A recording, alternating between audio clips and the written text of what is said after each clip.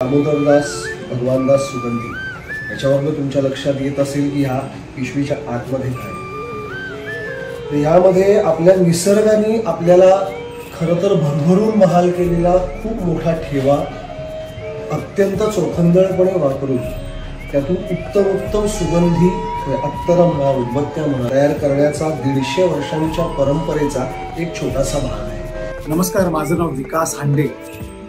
सुगंधी पुण्यात कोणाला माहिती नाही असा माणूस कदाचित नाही सापडणार आणि फडके हौदाजवळ मी पूर्वी राहत होतो, त्यामुळे सुगंधचं आणि माझं एक वेगळं नातं आहे। मी इकडेच त्यांची काही प्रॉडक्ट्स वापरतो, की त्यांच्या काही उदबत्त्या वापरतो आणि ही अत्तरं वापरतो। नमस्कार, मी उमा सरदेशमुख। हे जे माझ्या हातामध्ये आहे दामोदरदास भगवानदास सुगंधी।